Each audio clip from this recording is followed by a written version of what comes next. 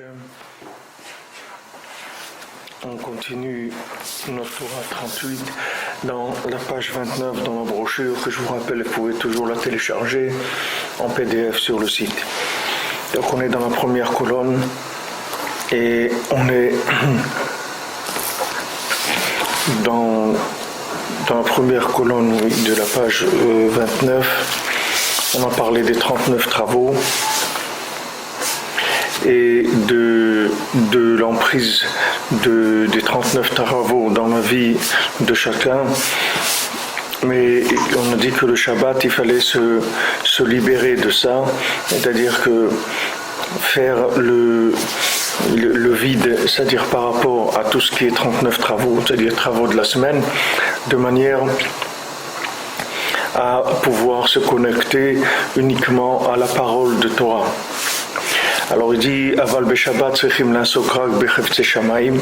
Le Shabbat, on doit s'occuper que de choses qui concernent les choses divines. Ainu besek Torah, c'est-à-dire étudier la Torah. Les désirs morazal chavtzi chavtzecha lo yashvu ba. Le Shavu Bachem, c'est-à-dire ce que tu recherches et ce que je recherche, c'est pas la même chose. Zeprinat Kiyim Betorat Hashem Chefzo, c'est-à-dire que maintenant, comme il y a écrit dans le Teilim au début, que la volonté de chacun, ça doit être de chercher la Torah d'Hashem. Et ça amène de la bonté dans le monde. Parce que Hachem il a dit dans le prophète, il a dit moi je cherche le chesed, c'est-à-dire que la parole de Torah, la parole de prière, la parole du Shabbat, la parole avec Hachem, la parole réparée, ça amène du chesed dans le monde. Tout ça, on l'avait vu avant.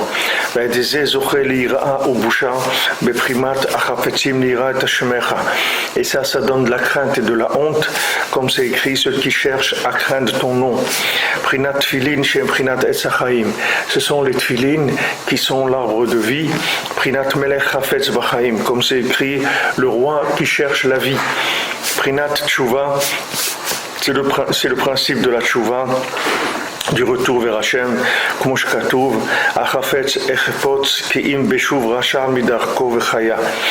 On dit que maintenant Hachem, il cherche pas du tout le mal ou la destruction de qui que ce soit. Hachem, il cherche que la personne, elle revienne de son erreur et automatiquement, elle va vivre. C'est-à-dire, la tchouva, c'est le chemin de la vie. Dès que quelqu'un s'est rendu compte qu'il a pris une mauvaise route, il a pris un mauvais tournant et qu'il se reprend, tout de suite il trouve la vie. La vie, Hachem il a créé le monde pour la vie, Hachem il a créé le monde pour notre bien, Hachem il a créé le monde parce qu'il nous aime. Donc il n'y a aucune raison qu'il y ait quoi que ce soit dans le monde qui vienne déranger ou faire souffrir l'individu. La souffrance de l'individu, elle vient de son égarement et particulièrement de l'égarement de la parole. C'est ce qui égare le plus l'individu, puisque la mauvaise parole, c'est elle qui entraîne le mauvais comportement, c'est elle qui entraîne tous les problèmes. Si aujourd'hui il n'y avait pas les médias et les moyens de communication, les choses seraient beaucoup moins graves. Il y aurait beaucoup moins de violence dans le monde. Mais malheureusement, c'est utilisé beaucoup de façon négative. Bon, Hachem, il y a le positif aussi qu'on arrive à gratter dans tout ce système-là, mais à grande échelle, c'est utilisé malheureusement beaucoup pour le négatif et les médias, elles ont une grande responsabilité dans ce qui se passe dans le monde, parce que c'est une grande manipulation par la parole. Le fait que la parole négative, c'est ce qui détruit le plus l'humanité. Donc chacun à son niveau, il doit faire tchouva sur ça. C'est ça le principal de la tchouva. Comme Hachem dit, prenez des paroles et faire tchouva. Et faites tchouva, ça veut dire changer votre façon de parler, changer vos paroles. Et avec ça, vous pourrez faire tchouva. C'est-à-dire la véritable tchouva, c'est changer sa façon de parler, c'est-à-dire de parler que des choses bien, de dire que du bien avec sa parole, et ça change complètement le comportement de l'individu. Alors il dit Vezeve karata le Shabbat oneg, et c'est pour ça que c'est écrit que tu nommeras le Shabbat, tu appelleras le Shabbat oneg, plaisir. Pourquoi c'est écrit tu appelleras Ve karata le Shabbat oneg? Tu appelleras le Shabbat plaisir. Pourquoi la Torah nous dit d'appeler, de nommer le Shabbat plaisir? Qui a dibur d'Ikdusha, nikra oneg d'Ikdusha. Parce que la parole sainte, ça s'appelle le plaisir saint. Hifur prinat adibur de sitracha. C'est le contraire de la parole du côté négatif, chez le prinat ketz kol basar, qui est la parole de fin de toute chair. Qu'est-ce que c'est cette parole de la fin de toute chair? C'est la parole qui cherche le mal dans chacun, c'est-à-dire qui essaie de trouver le négatif qu'il y a dans chaque individu, de parler du mal, de voir le mal dans le monde, de voir le mal dans les gens. Ça vient, comme on l'a dit plusieurs fois, ça vient de ces anges-là, accusateurs qui sont en haut et qui sont tout le temps en train de chercher les petites bêtes chez les gens, voir le moindre comportement négatif, la moindre pensée négative, et ils essayent d'attraper tout ce qui peut s'attraper dans le monde pour essayer d'accuser l'homme.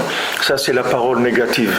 Maintenant, là où on alimente le plus la parole négative de ces forces destructrices, c'est par nos paroles négatives aussi à nous. Maintenant, la parole négative, ça ne veut pas dire que uniquement de parler du mal, ça veut dire aussi de ne pas parler du bien. Comme je vous ai dit, c'est écrit dans le Zohar qu'il y avait un rav qui habitait dans le nord d'Israël, dans le Galil, et c'était un grand tzaddik, et quand il est décédé, ses enfants, ils l'ont vu dans le monde en haut, ils ont vu qu'il avait la lèpre. Et on sait que la lèpre, c'est quelque chose qui vient aux gens qui font de la médisance. Alors ces enfants, ils ont demandé, ils ont dit, mais pourquoi notre père, il a la lèpre? Notre père, c'était un homme qui était un tzaddik. Notre père, il disait pas des mauvaises paroles. Il faisait pas de la shonara. Il disait pas des choses pas bien. C'était un tzaddik. Pourquoi il a la lèpre? Alors on leur a dit, c'est vrai que votre père, il disait pas des mauvaises paroles. Mais le problème, c'est qu'il disait pas des bonnes paroles non plus. Alors le fait qu'il dit pas des bonnes paroles, c'est considéré comme s'il disait des mauvaises paroles, c'est la même chose. Quelqu'un, comme on dit, non-insistance à personne en danger, c'est-à-dire que quelqu'un qui a la parole et qui ne l'utilise pas, alors il laisse le monde s'écrouler, il laisse le monde partir en désuétude, il laisse le monde se perdre. Les gens, ils sont perdus, les gens, ils sont paumés. Tout celui qui a trouvé quelque chose qui peut aider le monde, il a une obligation de le faire connaître. C'est une obligation, c'est pas qu'il est en train de faire de la charité, c'est pas de la charité, il est en train de faire son devoir, c'est tout. Parce que si on a fait connaître quelque chose à quelqu'un, c'est pour qu'il puisse l'utiliser pour essayer de rattraper les gens qui sont perdus. Il y a des gens qui sont perdus dans leurs paroles, qui ont écouté des paroles qui les ont détruites parce qu'on leur a fait sortir le négatif qu'il y avait en eux, et ces gens-là, ils croient qu'ils ne valent rien. Bon, ils ont été accusés de nullité, ils ont été accusés de médiocrité, ils ont été accusés de méchanceté, etc. Alors ces gens-là, ils croient pas en eux, et ça devient des destructeurs. Alors que si maintenant les gens qui ont le pouvoir de pouvoir relever le niveau de croyance en soi des individus, si ces gens-là, ils pouvaient le faire, ils ont l'obligation de le faire. C'est pas gratuit. C'est-à-dire que celui qui a la parole divine et qui ne l'a pas diffusée, il fera partie des gens qui ont détruit l'humanité aussi. Parce que c'est exactement la même chose. Si quelqu'un est malade et que vous avez un médicament, vous ne pouvez pas dire c'est pas de ma faute s'il est tombé malade. C'est vrai que c'est pas de ta faute qu'il est tombé malade, mais c'est ta faute qu'il n'a pas guéri puisque tu avais le médicament. Donc on a une obligation de parler de parler, toute façon de parler. La parole, c'est pas que la parole qui se diffuse avec la bouche. La parole, c'est l'attitude aussi de l'individu. L'attitude de l'individu, c'est une façon de parler. C'est-à-dire quand quelqu'un il agit d'une certaine manière, il fait ça, il fait connaître quelque chose. C'est aussi un moyen de parler. Il y avait à Mea Shearim Rav Shmuel Shapira, Alav Shalom, lui il parlait jamais, mais alors il y avait son ami Rav Levi Yitzhak Alav Shalom, toujours il lui disait mais pourquoi tu parles pas, tu devrais parler, les jeunes ils ont besoin, etc. Et il voyait que Rav Shmuel Shapira il parlait pas, mais après des années il a vu que tout le monde était inspiré par Rav Shmuel Shapira. Alors il a compris que lui il parlait pas avec la bouche, mais il parlait avec son attitude, c'est-à-dire son attitude c'était une source d'inspiration, c'était des paroles pour les gens. Donc on a aussi notre attitude, elle est importante par rapport aux autres, que les gens ils apprennent de notre attitude et que ça les aide à progresser. Alors maintenant, celui qui a quelque chose, il faut savoir que ce qu'il a reçu, c'est pour pouvoir le donner. C'est pas pour le garder pour lui. Qu'est-ce qu'il va faire avec? Qu'est-ce qu'il va faire avec ça? Quelqu'un qui a découvert Hashem Rabbeinu, qui a découvert Hashem, qui a découvert du bien là où il est, il a une obligation de parler, il a une obligation de le transmettre. Et ça, on lui fera pas de cadeau sur ça. Il faut savoir que la même chose, Réhouven, je vous ai dit, Réhouven, il devait sauver Yosef. Réhouven, il a eu la conscience de sauver Yosef. Il s'est dit, on va pas tuer Yosef, c'est de la folie de vouloir tuer Yosef. Seulement, il avait peur de ses frères, surtout Shimon et Lévi qui voulaient le tuer. Alors il a dit, bon, je vais maintenant leur dire qu'on le cache dans un puits, et après je viendrai le chercher. Et après quand il est venu le chercher, il n'y était plus, etc. Et il a été puni, Réhouven, parce que cette conscience qu'Hachem lui a donnée,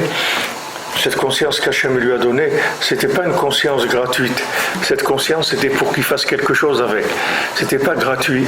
Donc même ceux qui ont vendu Yosef, ils n'ont pas été punis comme Réhouven, parce que Réhouven il a eu la conscience de pouvoir le sauver.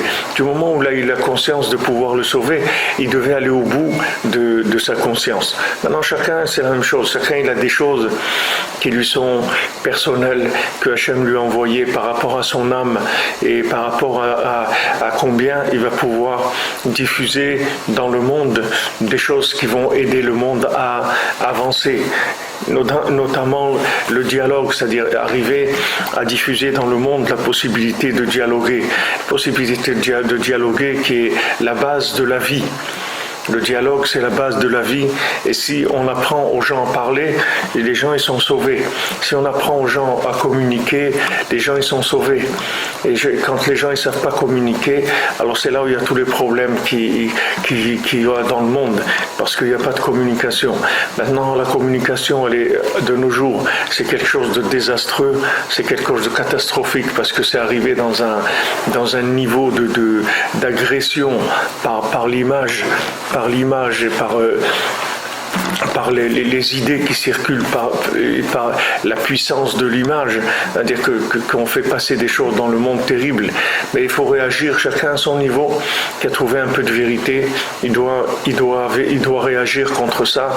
Et il faut savoir que la parole de Gdusha, la parole sainte, elle est très très puissante.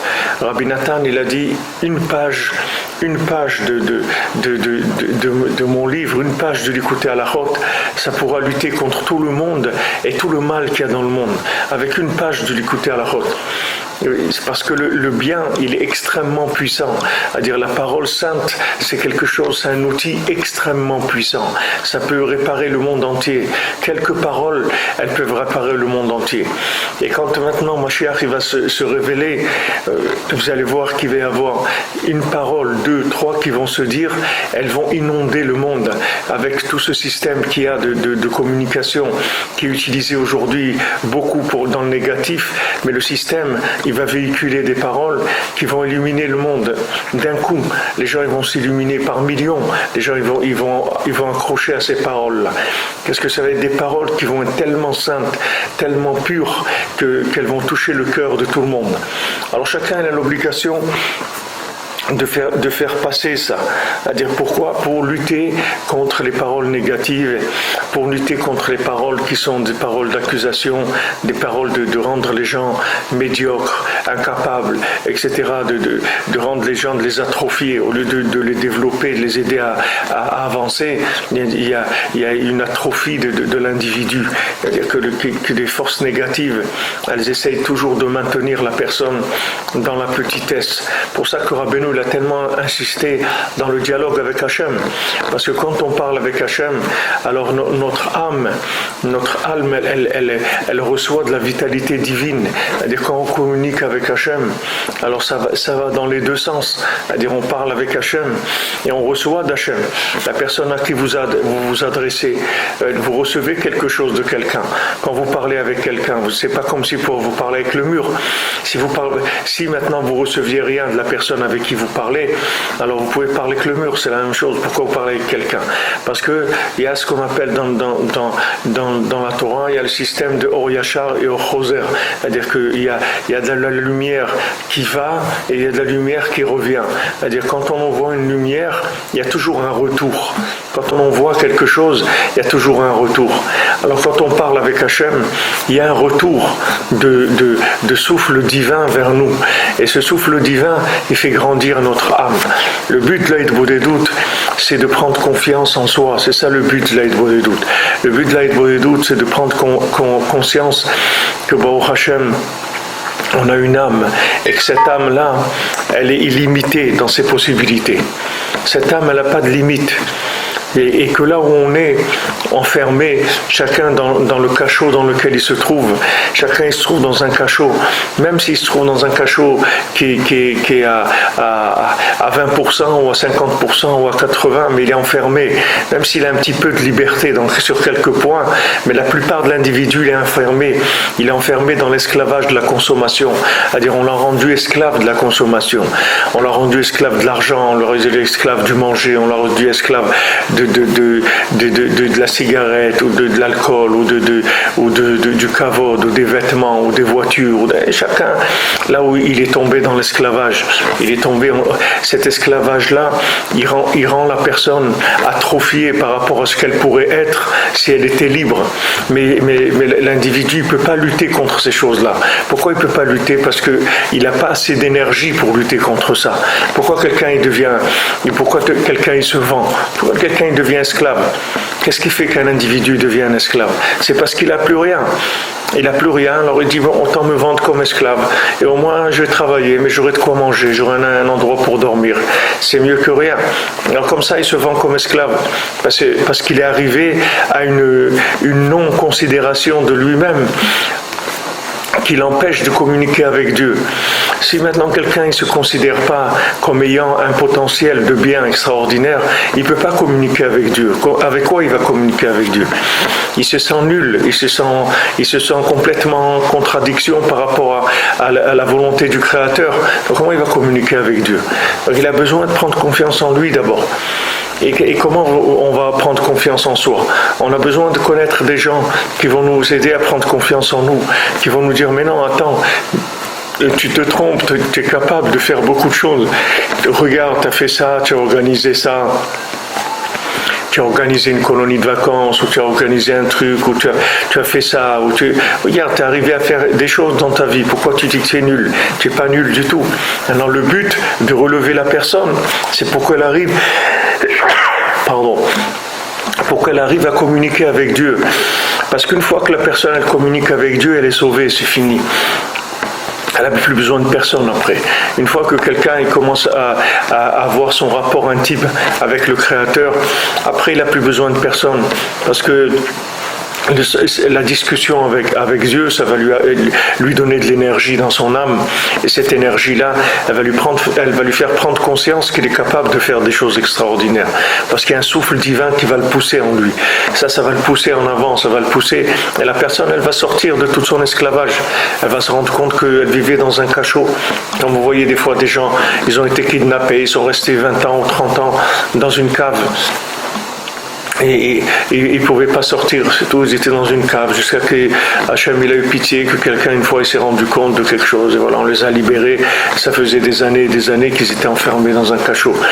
Alors nous, c'est la même chose, ne croyez pas, c'est pas parce qu'on n'est pas dans des caves matérielles, on est dans des caves mentales, c'est-à-dire qu'on nous a enfermés pour faire de nous des consommateurs, on nous a limités dans nos capacités, c'est-à-dire qu'on nous a rendus des gens accroché à ça, et tout le monde marche dans le système, tout le monde marche et tout le monde croit que c'est ça la vie. Tout le monde dit que la vie c'est ça, et rares les gens les gens qui vont lutter contre ça. Ils sont rares, il n'y en a pas beaucoup, mais il y a le tzaddik de la génération, il y a tous les tzaddikim qui essayent de lutter chacun à son niveau, qui essayent de lutter contre ça. C'est pas facile du tout, c'est-à-dire que de faire croire, c'est beaucoup plus facile. Rabbeinu dit de casser un Ben Adam, c'est pas difficile du tout, mais de le relever, c'est assez difficile. De casser quelqu'un, c'est rien, avec un mot vous pouvez casser quelqu'un, c'est pas difficile de casser quelqu'un, mais de le relever, quelqu'un qui est par terre, ça c'est pas facile. Pas facile de lever quelqu'un qui est tombé dans l'esclavage, de lui faire prendre conscience qu'il est libre et qu'il est grand et qu'il a des possibilités énormes. C'est pas lui qui est grand, c'est Hachem qui est grand, c'est son âme qui est grande. C'est pas lui par rapport à lui-même, c'est qu'il a une âme qui peut capter de l'énergie divine et qui peut progresser énormément. Donc cette âme-là, il a une obligation de la développer. Et celui qui a la possibilité de faire prendre conscience aux gens de leur grandeur individuelle, il a l'obligation de transmettre ça. Parce que Hachem, il a donné à quelques agents sur terre cette possibilité-là. Alors tout celui qui l'a, il doit le transmettre, il doit aider l'humanité à progresser. Et bon, Hachem, vous voyez des gens qui viennent, qui sortent de l'obscurité, et d'un coup, comme ça, ils découvrent la vie, ils découvrent Rabbeinu, ils disent attendez, mais c'est ça que je cherchais, Jusqu'à ce jour-là, les gens, ils étaient muets, ils savaient pas. Voilà, il y a une dame qui est venue là, dans le voyage des dames de France, une dame qui habite dans les Landes, là-bas au-dessus de Bordeaux, une dame qui n'est pas juive, une dame qui a cherché la vérité toute sa vie, et jusqu'à qu'elle est arrivée petit à petit à la Torah, et après elle a découvert Rabbeinu, elle a dit mais voilà, c'est ça que je cherchais. Mais regardez, s'il n'y avait pas une diffusion, cette personne-là, elle tourne en rond, elle tourne en rond avec une insatisfaction. Jusqu'à quand quelqu'un il peut avoir encore des gens qui entretiennent la soif de la recherche. C'est déjà une force exceptionnelle, des gens qui continuent à chercher alors qu'ils n'ont rien trouvé pour l'instant, rien trouvé de satisfaisant, c'est-à-dire complètement. Ils trouvent, parce qu'il y a toujours des petites étincelles de vérité un petit peu partout, dans tout ce qui bouge dans le monde, dans toute forme de vie, il y a un petit peu de vérité. Mais de trouver la vérité qui va propulser la personne vers sa véritable identité, vers ses véritables capacités, ça c'est pas évident à trouver dans le monde. C'est pas évident. C'est pour ça que Rabbeinu il a dit, je veux que vous fassiez comme un marchand de tissus. Un marchand de tissus, il pose les tissus et il fait dépasser un petit peu. Il fait dépasser un petit peu le tissu, de manière, il dit que quand quelqu'un y rentre et il voit les échantillons de tissu, il choisit, il dit voilà, je veux cet échantillon de tissu. Rabbeinu il a dit ça, Rabbeinu n'a pas dit d'agresser les gens, il n'y a aucune agression à avoir, il faut juste mettre à la possibilité, c'est-à-dire à la disponibilité du monde, les paroles du tzaddik, il faut qu'elles soient disponibles. le plus possible disponible, sans aucune agression, juste qu'elle soit là, de manière à ce que lui qui cherche, il puisse les trouver, c'est tout. Et celui qui ne cherche pas, il va passer à côté de toute façon. Même si vous l'agressez, ça ne sert à rien. Celui qui ne cherche pas, ça ne l'intéresse pas. Mais celui qui cherche, il faut lui donner la possibilité de trouver. Sinon, on va donner des comptes sur ça. C'est-à-dire que celui qui n'a pas fait ça, il donnera des comptes sur ça. Celui qui avait la possibilité de le faire et qui ne l'a pas fait, il donnera des comptes. Alors quand vous voyez une personne qui sort de l'obscurité, qui dit voilà, j'ai découvert Baruch Hashem, j'ai découvert Breslev, voilà, je viens chez Rabbi Nachman, ça y est, je commence à vivre, ça y est, enfin, je vais m'investir, je vais apprendre l'hébreu, j'ai commencé à faire Igbo des doutes, ça y est, la personne elle est sur les rails, elle est lancée. Alors se dit comment ça donne des frissons d'entendre ça, parce qu'on se dit mais combien de gens qui sont comme ça, et que si la parole d'Hachem elle n'arrive pas chez eux, si la parole du tzaddik elle n'arrive pas chez eux, ces gens-là ils savent pas que ça existe. Ils savent pas. Comment vous voulez que quelqu'un sache qu'il y a Rabbi Nachman dans le monde? D'où il va savoir qu'il y a Rabbi Nachman? D'où il va entendre les paroles de Rabbi Nachman? Si les gens ils font pas de la diffusion, comment vous voulez que les gens ils entendent? Les gens ils sont avec ils restent dans leur folie et à la fin ils se fatiguent. La plupart des gens, ils ont cherché un peu dans leur vie, mais ils peuvent pas passer toute leur vie à chercher. Ils ont des obligations, ils doivent travailler, etc. Donc après, petit à petit, le courant, il les prend. Il les prend, après ils partent en vacances, après ils fréquentent des trucs, et l'oubli, c'est-à-dire l'oubli de la vie, c'est quelque chose qui est très très courant, c'est-à-dire les gens ils se font attraper par ça. Les gens ils oublient qu'ils sont vivants, et les gens ils oublient qu'ils vont mourir, ils oublient tout ça, parce que ça tourne, et ça tourne dans le monde. Il y a ça, il doit acheter une maison, il doit s'occuper de ça, il doit... sa voiture, il doit la changer, il doit faire des réparations de là, il doit faire ça, il doit aller chez le dentiste, il y a beaucoup de choses à faire dans ce monde. On peut tourner en rond pendant toute la vie. Et les gens, ils ne sont pas conscients. Maintenant, ceux qui ont un niveau de conscience, il faut savoir que c'est pour la transmettre. Même Moshe Rabbeinu, Hachem, il lui a dit plusieurs fois, il lui a dit, sache que tout ce que je t'ai donné, c'est uniquement pour que tu le donnes à mes enfants, c'est tout. C'est pas parce que Moshe Rabbeinu, Moshe Rabbeinu, c'était Moshe Rabbeinu parce qu'il a transmis. Pourquoi on dit Moshe Rabbeinu, notre Rav, notre enseignant, notre maître? Parce qu'il s'est occupé de nous, c'est tout. C'est pour ça qu'il était Moshe Rabbeinu. Il était Moshe Rabbeinu pour s'occuper de nous. Rabbi Nachman, il a dit, j'ai des compréhensions de Torah qui sont très très élevées. Rabbi Nachman, il est arrivé à des compréhensions de Torah, à faire descendre des choses dans le monde qu'il n'y a aucun tzaddik qui a jamais fait descendre ça dans le monde. Rabbi Nachman, il est arrivé à des compréhensions divines qu'il n'y a jamais eu dans le monde. Et il a dit tout ça, c'est pourquoi? C'est pour rapprocher les gens d'Hachem, c'est tout, c'est pas pour moi. Ça n'a aucun sens pour moi. Si c'est pas pour rapprocher les gens d'Hachem, qu'est-ce que je vais faire avec tout ça? Ça n'a pas de sens, c'est pour rapprocher les gens d'Hachem, c'est tout. Maintenant, celui qui a quelque chose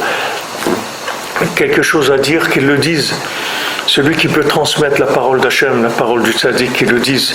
Voilà, pour Hachem, dans le monde entier, il y a des gens qui se réveillent pour se rapprocher de Rabbeinu, pour aller vers la Igbo des doutes, la communication avec Hachem, qui découvrent la vie, qui découvrent qu'ils existent, qui découvrent qu'ils ont une famille, qu'ils ont une femme, qu'ils ont des enfants, qu'ils ont des âmes avec qui ils peuvent communiquer, avec qui ils peuvent avancer, etc.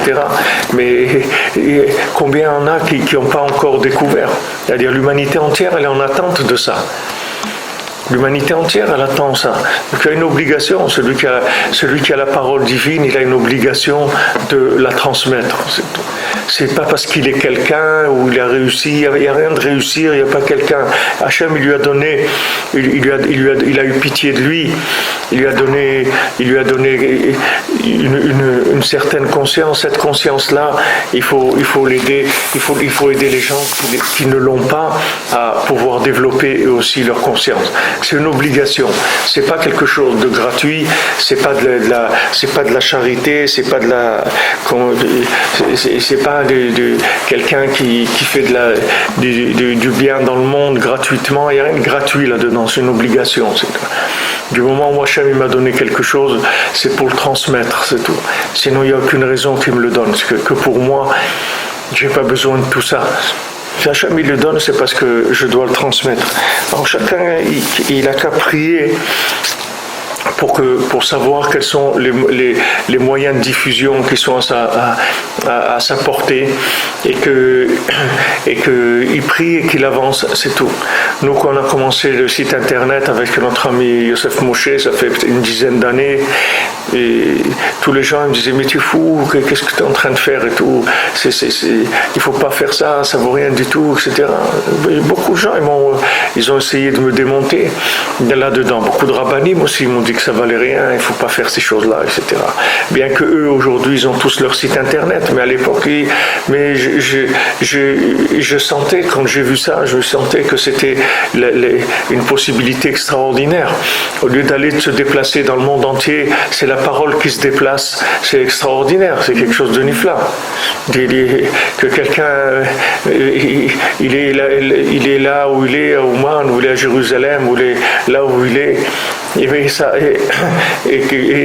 et que la parole, elle se diffuse dans le monde, c'est messianique, c'est quelque chose de messianique, ça permet aux gens de profiter là où ils sont. Les gens aussi ne peuvent pas se déplacer, pas tout le monde qui peut aller écouter un cours, et là ils ont des cours à domicile, Baruch Hashem, de toutes sortes aujourd'hui, Baruch Hashem, tous les rabbinim ils sont mis à faire ça, et ça se diffuse dans le monde entier, Baruch Hashem, Ken Yirbu, la parole divine se diffuse, Baruch Hashem. On est dans les instants de la Géoula, de Mashiach, c'est-à-dire que les paroles se diffusent, et à un moment ça va noyer tous les réseaux sociaux. Les gens ils vont commencer à prendre conscience de ce que c'est. Et tout le monde va le transmettre là où il est. Ça y est, c'est ça la Géoula. Alors il dit le Rav de Tchirin, c'est à Zénémar, Almit it angu, Almit achrivupe tarichu lashon. C'est-à-dire sur qui vous allez prendre sur quoi vous allez prendre du plaisir, sur quoi vous allez élargir le dialogue, vous allez prolonger la langue, c'est-à-dire vous allez ouvrir la parole. Vadibur ou prinat bat Avraham, shu prinat chesed, prinat ahava. La parole, c'est la fille d'Avraham Avinu, qui est du chesed, qui est de la bonté, qui est de l'amour. Chez prinat oneg, que ça c'est le principe du plaisir. Prinat ahava beta anogim, l'amour dans les plaisirs. Et ça amène à l'idée zoché de tchouva. Ça amène la tchouva. On peut faire tchouva grâce à cette parole. Parce que dans la parole, c'est Bat Abraham. La parole, c'est la fille d'Abraham Avinu. C'est écrit que Abraham Avinu, il avait une fille qui s'appelait Bakol. Cette fille qui s'appelait Bakol, c'est-à-dire qu'il y avait tout en elle. C'est quoi qu'il y avait tout en elle? C'est la parole divine. Dans cette parole divine, elle est pleine de chesed, pleine de bonté, elle est pleine d'amour. C'est ça la parole divine. C'est de se rendre compte que Akadosh Baruch Hu, il est bon, et Akadosh Baruch Hu, il est proche de chacun, et chacun il peut commencer à communiquer avec Hachem. Cette conscience-là, c'est Avraham Avinu qui l'a amené dans le monde. Avraham Avinu, ça a été l'innovateur de la communication avec Hachem. C'est le premier qui a fait l'alliance avec Hachem. Dans sa chair, il a fait l'alliance. La Mila, ça veut dire Mila, ça veut dire la Mila, ça veut dire la Brit Mila, mais ça veut dire la Mila aussi de la bouche, comme on dit, il y a Brit Amaor et Brit Alashon, l'alliance de la chair et l'alliance de la parole. Donc le premier, l'innovateur de la communication dans le monde, c'est Avraham Avinu. Avraham Avinu, il avait une fille, que cette fille, elle s'appelait Bakol, et ça veut dire que tout le bien du monde était en elle. Sa fille, c'est quoi? C'est la parole que Avraham Avinu il a amené dans le monde. Ce principe-là de communication, c'est ça qui a commencé, c'est là où le monde il a commencé à aller vers la délivrance. Comme c'est écrit dans les Sfarim que la Torah elle dit que quand le monde a été créé, et les Toldot Shamaim Vares Bei Bar'am. Bei Bar'am, les Chachamim disent il ne faut pas que tu lises Bei Bar'am, mais lis Bei Avraham. C'est-à-dire que tout le sens de la création, il est venu quand Avraham Avinu a apparu et qu'il a commencé à faire sa recherche et son engagement dans l'alliance avec Hachem. Quand il a fait l'alliance avec Hachem, c'est là où la vie a commencé dans le monde. Ça y est, le monde il avait un sens. Enfin, il y a quelqu'un qui a découvert la communication avec Hachem et qui s'est engagé. Alors Hachem lui a dit, alors là maintenant tu vas faire la Brit Mila. Tu vas faire maintenant la Brit Mila. Tu vas sceller l'alliance dans ta chair. Cette alliance, tu vas la sceller dans ta chair. Tu vas la sceller dans ta bouche et tu vas la sceller dans ta chair. C'est-à-dire que tu vas parler avec moi, tes enfants ils parleront avec moi, tes petits-enfants, etc. Et vous enseignerez au monde le dialogue avec Dieu. C'est ça Avraham Avinu. C'est ça qui nous a amenés. Maintenant, après toute la Torah, c'est de la technique. Toute la halakha, c'est que de la technique. Mais cette technique-là, elle est faite pour nous amener ce sont des conditions pour avancer vers Hachem. Quelqu'un m'a demandé quelqu'un qui fait de la méditation et qui a découvert Rabbeinu, tout ça. Alors il m'a demandé est-ce que maintenant je dois arrêter la méditation parce que j'ai compris que le principal c'est le dialogue avec Hachem, c'est pas la méditation. Donc est-ce que je dois arrêter la méditation? Moi je dois pour passer au dialogue. Alors je dis non, la méditation c'est très bien, mais à condition que ce ne soit pas la finalité. La méditation, c'est une mise en condition pour parler avec Dieu.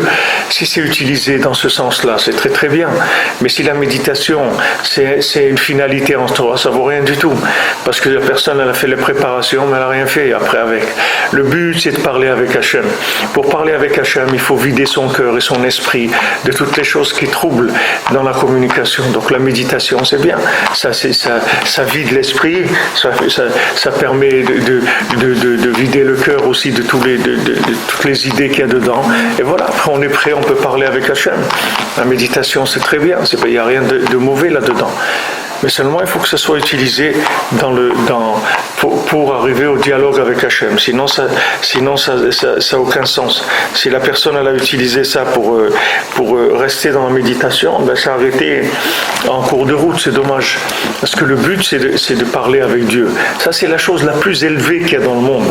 Il n'y a pas plus élevé que ça. Et Hachem, c'est la seule chose qu'il attend de nous, c'est qu'on parle avec lui. Chaque fois qu'on parle avec lui, c'est encore un point de reconnaissance d'Hachem sur terre. Encore une parole qui fait reconnaître Hachem. Maintenant, quelqu'un dit, mais moi, voilà, je suis dans ma cuisine et tout, je parle avec Dieu et tout. Comment je fais connaître Dieu? Toi, tu t'occupes pas, toi, tu parles avec Dieu. Chaque fois que tu parles avec lui, il descend plus dans le monde. Chaque fois que tu lui parles, ça le fait venir plus dans le monde. Chaque fois que tu parles avec Dieu, il y a une révélation d'Hachem plus grande. Chaque fois que tu lui parles, il se révèle plus. Grâce à toi, grâce aux paroles que tu as faites. Maintenant, quelqu'un va dire, ouais, mais moi, qui je suis? Non, tu ne peux pas dire qui je suis. Tu es une créature d'Hachem. Tu ne peux pas dire que tu es rien, tu es une créature d'Hachem. Cette créature d'Hachem, elle doit mettre en place un système de fonctionnement qui est le dialogue avec Hachem. Donc Avraham Avinu, c'est le premier qui a mis ça en place dans le monde. Et ça ramène vers Hachem. Quand on a attrapé la parole divine, qu'on a compris, on sait parler avec Dieu, ça nous ramène vers lui. Shaddai qui me voit Bemamar Betar Bashem Siman Ain Tet. Et ça c'est Prinat Shaddai. Shaddai, ça veut dire que Le Shem Shaddai, c'est le Shem d'Hachem qui est le Shem de l'Alliance, le Shem de la Brit Mila, c'est le Shem Shaddai. Shaddai, ça veut dire Sheyesh Dai, les Lokoto, le Kolbria. C'est-à-dire que Shaddai, ça veut dire il y a assez avec la divinité, il y en a assez pour tout le monde. C'est-à-dire que chacun, celui qui a découvert Hachem, il a tout découvert. Comme Bakol, ça veut dire il y a tout. Il y a tout. Il y a tout. Celui qui a trouvé la parole, il a tout trouvé. Yaakov Avinu, il a dit à Esav, moi j'ai tout. Moi j'ai Hakol, moi j'ai tout. Esav, il a dit, moi j'ai beaucoup. Yaakov, il a dit, moi j'ai tout. C'est-à-dire j'ai tout, pourquoi? Parce que moi j'ai découvert qu'on peut parler avec Dieu. Donc quand j'ai besoin de quelque chose, je parle avec lui, c'est tout. Donc j'ai tout. Puisque maintenant j'ai compris où il était le fournisseur du monde. J'ai compris que c'était le fournisseur du monde, le créateur du monde. Et j'ai compris que ce qu'il attendait de moi, c'est que je parle avec lui. Donc ça y est, j'ai tout. Et c'est fini, il ne manque plus rien. Puisque je parle avec lui chaque fois que j'ai un besoin, je parle avec lui. Chaque fois que j'ai quelque chose de bien, je le remercie. Chaque fois que j'ai un souci, je lui fais part de mon souci. Et ça y est, c'est réglé, tout est réglé. J'ai plus de problème. Mon problème, c'était d'arriver à vivre dans ce monde avec tous ces hauts et ces bas. Comment je fais pour gérer ça? Maintenant que j'ai trouvé qu'on gère sa vie avec le dialogue avec Hachem, ça y est, j'ai tout. J'ai tout découvert, c'est tout. Alors ça, c'est le plaisir. Ça, c'est le principe du plaisir. C'est ça le plaisir. Le plaisir, c'est qu'enfin, par Hachem, j'ai trouvé comment le fonctionnement du monde. Ça a pris le temps que ça a pris, mais j'ai trouvé le fonctionnement du monde. J'ai vu que j'étais une créature et que je peux parler et que Hachem, ce qu'il attend de moi, c'est que je parle avec lui. C'est tout. Alors ça y est, je rentre dans le monde du plaisir. Prinat Kiaz Al Shaddai Tit Anak, comme c'est écrit sur le Shem Shaddai. C'est comme ça que tu vas prendre le plaisir. Ça veut dire que maintenant, le plaisir, c'est d'arriver à être relié avec Hachem dans ce monde matériel. C'est-à-dire que comme quelqu'un qui a découvert une mine d'or, alors il a du plaisir parce qu'il a trouvé une mine d'or. Il ne va plus être pauvre. Alors maintenant, celui qui a trouvé le dialogue avec Hachem, il a trouvé la vie. Donc ça y est, tout ce monde-là ne peut pas lui faire du mal. Tout ce monde-là ne peut pas l'attrister. Parce que ça y est, il a trouvé le dialogue avec Hachem. Donc il a trouvé comment on sort de toutes ces choses-là. C'est-à-dire c'est plus le monde qui va le dominer, c'est lui qui va dominer le monde. Puisque maintenant toute la matière, elle va être à son service, puisqu'il a découvert le dialogue avec Hachem. Il a découvert le dialogue de la création. Comment Hachem il a créé le monde avec la parole. Ça y est, il est rentré dans le club de la parole. Et le club de la parole, c'est la domination du monde. C'est-à-dire la domination de la matière, pour que la matière, elle nous aide à servir Hachem. Et pas qu'elle soit contre nous. Qu'elle ne soit pas contre nous, qu'on n'ait pas des difficultés de Parnassa, qu'on n'ait pas des difficultés de Shalom, qu'on n'ait aucune difficulté. Parce que du moment maintenant où j'ai tout découvert le dialogue, toutes les difficultés, elles vont disparaître. Il n'y aura plus aucune difficulté. Toutes ces difficultés, elles étaient pour m'amener à parler, à prendre conscience de la valeur de la parole. Maintenant que j'ai découvert la parole, la puissance de la parole, c'est fini. Il n'y a plus rien au monde qui va pouvoir être un obstacle pour le bonheur. Parce que ça y est, j'ai trouvé le lien avec la vie, le lien avec Hachem. Chaya Chaim, celui qui donne la vie, celui qui fait vivre la vie, c'est Hachem.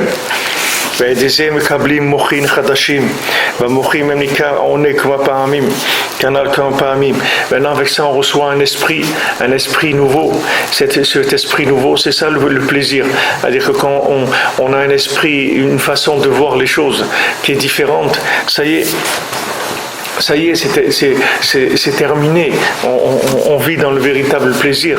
Tout le problème du monde, c'est la façon d'adopter la vie, c'est-à-dire comment l'approche de la vie. C'est ça qui rend la vie difficile. Mais quand vous avez la bonne approche de la vie, c'est fini. La vie, ça devient un plaisir. Ça, c'est un nouveau fonctionnement mental, c'est-à-dire quelque chose de nouveau. Prinat Tfilin. Maintenant, quand quelqu'un il a un esprit nouveau, alors il va recevoir la honte, il va recevoir les Tfilin. La honte, c'est le signe de connexion. Comme vous voyez dans un téléphone que quand il capte bien, vous avez le signal du réseau. Là, c'est la même chose. Quand vous ressentez de la honte, ça veut dire que vous êtes connecté avec Hachem. Ça donne une honte, l'individu, la honte. C'est-à-dire la honte, c'est un sentiment de présence divine, de présence de l'infini. Comme si vous vous trouvez maintenant en présence d'un roi, vous avez honte. Un individu normal, quand il est en présence d'un roi, il a honte. Maintenant, quelqu'un qui sent la présence divine, qui parle avec Hachem, et qu'après il y a un déclic qui se fait, qui commence à ressentir la présence divine, alors cet individu il a honte. Les tfilin hem gamken prinat shaddai. Et les tfilin aussi, c'est le principe de Shaddai. C'est prinat oneg, prinat ki az al Shaddai titanak. Et ça, c'est le principe du plaisir, comme c'est écrit à ce moment-là. Dans Shaddai, tu vas prendre du plaisir dans le Shem Shaddai. Veze likdosh Hashem mechubad. Et c'est que c'est écrit pour les gens qui sont saints pour Hachem, ou les gens qui sanctifient Hachem, ils vont être honorés. Parce que tous les principes qu'on a vus, c'est aussi le principe de l'honneur. La Torah ou prinat kavod, que Mahamar Hazal en kavod de la Torah. La Torah aussi c'est un honneur, comme c'est écrit, il n'y a d'honneur que de la Torah. Va dibur de gdusha ou prinat kavod, comme on va b'makom acher. Aussi la parole sainte, c'est aussi de l'honneur, comme on a vu ailleurs. Ou b'mahamar ani Hashem ou shmi. V'chen lekamad mifnitz besiman kutzadik dalet zeprinat leman izamecha kavod veloidom. Comme c'est écrit, il y a un moment où, afin que le kavod chante et que tu te taises plus, c'est-à-dire qu'on voit qu'il y a un lien entre la parole et le kavod, puisqu'à un moment on va même appeler la parole l'honneur. Comme les gens ils disent ma parole d'honneur, c'est une expression, les gens disent ma parole d'honneur. C'est-à-dire que l'honneur de la parole de l'individu se trouve dans sa parole aussi. C'est-à-dire que quand quelqu'un il tient sa parole, quand c'est un homme de parole, c'est un homme d'honneur aussi. C'est-à-dire que les gens ils vont honorer quelqu'un qui tient sa parole, c'est-à-dire qui fait attention à sa parole quand il a dit quelque chose, il le maintient. À me voir bifni b'mamarze v'aldeze zochim l'tchouva chez prinat kavod. Maintenant avec ça on arrive à faire tchouva, que la tchouva c'est l'honneur de la personne. Prinat zover toda yechavdeneni, comme Hachem dit, celui qui amène une offrande de toda, de remerciement, alors il m'a honoré en disant merci. Que me voit b'mamar karet Yoshua siman vav, comme c'est écrit dans la Torah vav. V'aldeze mekablim mochin chadashim. Maintenant avec ça on reçoit un esprit nouveau. Et c'est prinat kavod chachamim minchalu. Comme c'est écrit que les sages ils héritent de l'honneur. L'honneur c'est quoi? C'est d'avoir un esprit nouveau. Un esprit nouveau qui permet d'avoir une conscience plus grande d'Hachem, une communication plus grande avec Hachem. C'est ça l'honneur. L'honneur c'est d'avoir été accepté par Hachem en tant qu'individu conscient. Parce que tant que la personne n'est pas consciente de l'existence d'Hachem, c'est un animal, c'est pas un être humain. Quand maintenant la personne elle a commencé à être consciente de la présence d'Hachem, alors ça veut dire qu'elle a été acceptée par Hachem pour faire partie des gens du palais royal, des gens qui parlent avec Dieu. C'est-à-dire c'est un honneur pour l'individu d'avoir été accepté dans l'alliance avec Hachem. C'est un honneur l'alliance avec Hachem. Hachem qui fait une alliance avec un individu. Vous vous rendez compte qu'est-ce que ça veut dire, le créateur du monde qui fait l'alliance avec l'individu. Parce que le créateur, il prend Avraham Avinu, il dit voilà, on va faire une alliance tous les deux. Vous vous rendez compte qu'est-ce que ça veut dire? Qu'est-ce que Hachem il a besoin de faire l'alliance avec quelqu'un? Hachem il a besoin de quelqu'un, il a besoin de personne. Que Hachem il décide de faire l'alliance avec quelqu'un, il n'y a pas un plus grand honneur que ça. Tout celui qui a été appelé par la conscience d'Hachem, comment il doit être content de ça? Parce que c'est un grand honneur d'avoir été appelé par Hachem. Quand Hachem il donne la conscience, c'est comme quelqu'un qui est choisi comme un prophète, c'est la même chose. Olay Shmuel Hanavi, quand maintenant Hachem il l'appelle Shmuel, et après Shmuel Hanavi prend conscience, Elia Cohen il lui dit non, c'est Hachem qui t'appelle, qui est devenu un Navi. Alors répond Hachem, quand il va t'appeler maintenant, tu lui dis voilà, ton serviteur est là, je suis à ton écoute. Réponds ça à Hachem et il va te parler. Alors il a fait comme ça, Hachem lui a parlé. Maintenant c'est la même chose, tout individu qui a pris conscience d'Hachem aujourd'hui, c'est comme un prophète, c'est la même chose. C'est un honneur d'Hachem. Cet honneur-là, il ne faut pas le salir, il faut faire attention. C'est-à-dire comme disait Raphaïkin à la Vachalom, noblesse oblige. Quelqu'un qui a reçu un appel du roi, c'est un honneur. Quelqu'un qui reçoit une lettre du roi qui lui dit voilà mon ami, je voudrais vous voir, venez me voir, c'est un grand honneur. On voit dans le Sipurim Asir du Chacham et du Tam, on voit que quand ils ont été appelés tous les deux par le roi, le Tam il s'est rendu compte tout de suite, c'était un honneur. Il a dit mais quel honneur, quelle joie, Hachem il m'appelle, mais quelle joie extraordinaire, mais quelle merveille, donne-moi mes plus beaux habits, donne-moi ce que j'ai de mieux, je vais chez le roi. Et le Chacham, l'homme, le génie, instruit, soi-disant, etc., lui, il a commencé à dire, mais pourquoi il m'appelle, qui je suis moi, etc., tac. Je crois qu'il est arrivé à dire que Chaz Shalom, le roi, il n'existe pas.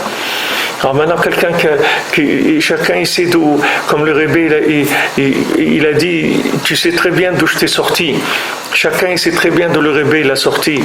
Elle a dit une condition où je sors les gens, c'est qu'ils se roulent pas et qui parlent avec Hachem. Comme il dit Rav Yitzhak Breiter, il a écrit une lettre qui s'appelle Éveil à l'aïdbo des doutes, et il dit là-bas que Rabbeinu dit regarde, le Yitzhara il va te laisser tout faire, mais ça il va pas te laisser parler avec Dieu. Tu vas essayer de tout, tu pourras étudier, faire ce que tu veux, plein de mitzvot, etc. Mais parler avec Dieu, il va te faire la guerre, il ne va pas te laisser parler avec Dieu. Pourquoi ? Parce qu'il sait que c'est ça, c'est avec ça tu vas tout avoir. Comme il dit Bakol, il y a tout. Dans la parole, il y a tout. La parole divine, il y a tout dedans. Puisque la parole divine, elle est créatrice. Donc il te montre quelque chose, tu parles, tu crées la chose avec ta parole. Alors quand quelqu'un il a reçu un appel d'Hachem, il faut qu'il réponde présent. Oui, je suis là, le roi du monde, Hachem, je suis là, voilà. Hachem il l'a appelé, il t'a appelé. Alors, il faut un comportement adéquat. Il faut essayer de faire le maximum pour rester dans cet honneur-là, de ne pas, chas v'shalom, mépriser cet honneur-là. Il ne faut pas mépriser. Cet honneur-là, il ne faut pas le mépriser, il faut l'assumer. Il faut dire, voilà, Hachem, tu m'as appelé, je suis très honoré, très touché que tu m'aies appelé. Voilà, vous pouvez voir, il y a des milliards de gens que Hachem ne les a pas appelés. Ce n'est pas des milliers, il y en a des milliards que Hachem ne les a pas appelés. Hachem il les appelle à tous, mais de façon très cachée, pour laisser le libre arbitre à chacun. Mais quand déjà quelqu'un il a senti l'appel d'Hachem et qu'il a fait le pas, comme on dit, qu'il s'est engagé, alors c'est autre chose.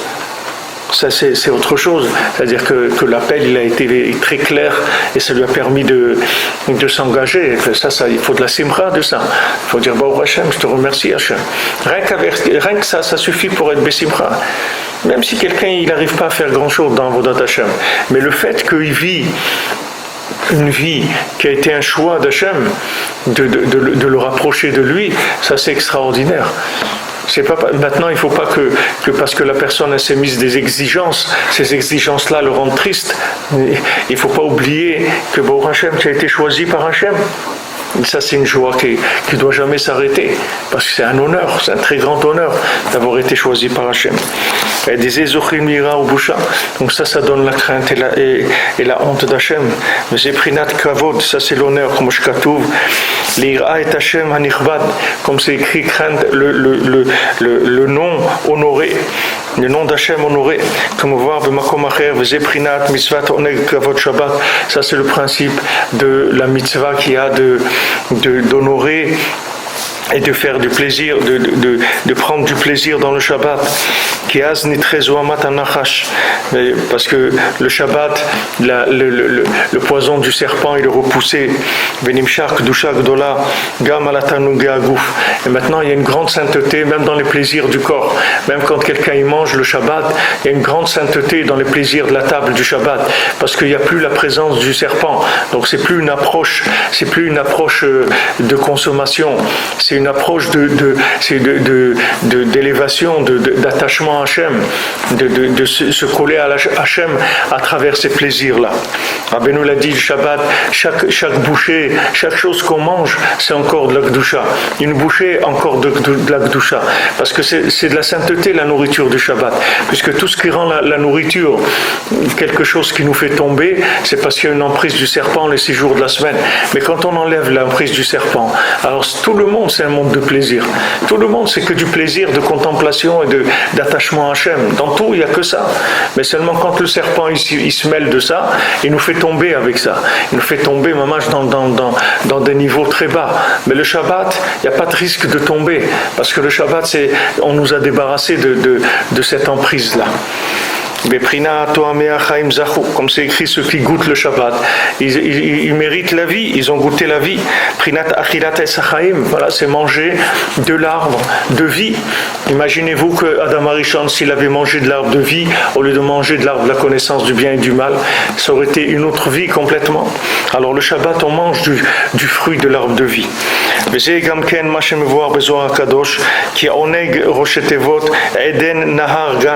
ce qui est écrit dans le Zohar HaKadosh, que le mot oneg, le mot plaisir, c'est les premières lettres des mots Eden. Eden, c'est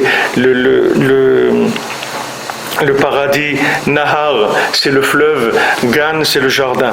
Prinad Beshem, Boshet Panim, le Gan Eden. C'est qui est écrit que celui qui a honte d'Hachem, alors il va aller au Gan Eden, il va aller au paradis. C'est-à-dire que quand maintenant quelqu'un, par le Oneg Shabbat, il peut arriver au Gan Eden. C'est-à-dire par le Oneg Shabbat, il peut arriver à une telle honte d'Hachem, ressentir une telle honte d'Hachem à travers le plaisir du Shabbat. C'est pas un plaisir physique, c'est un plaisir spirituel, c'est un plaisir de ressentir la présence divine. C'est ça le plaisir du Shabbat. Donc ça donne la honte. Et cette honte-là, elle fait que la personne, elle va aller au paradis. Elle n'aurait pas Chaz Shalom en enfer. Rabbi Nathan, il a dit à quelqu'un une fois, il lui a dit, pourquoi tu n'es pas joyeux? Si tu étais joyeux, tu ne verrais jamais l'enfer. Si tu étais joyeux, jamais tu irais en enfer. Qu'est-ce que c'est cette joie? Cette joie, c'est l'honneur d'avoir été choisi par Hachem. Avec ça, ça suffit pour être joyeux. On n'a pas besoin de plus que ça. Ça, c'est déjà un honneur extraordinaire. Quelqu'un comme les gens, vous savez, ils affichent leur diplôme, ou ils affichent qu'ils ont reçu une fois, quelqu'un une fois, il a fait un habit pour un président, et lui a envoyé une lettre, alors il l'affiche chez lui, voilà. Moi j'ai fait une fois un costume au président, voilà, il m'a envoyé un truc, etc. À plus forte raison, si quelqu'un il a été sorti des poubelles de ce monde, que Hachem il l'a appelé, que Hachem il lui a donné chacun ce qu'il lui a donné, combien il doit être joyeux de ça. Avant de commencer à s'angoisser qu'il n'en fait pas assez, d'abord il faut être joyeux de ça. Si quelqu'un il n'est pas joyeux de ça, on va lui rajouter quoi?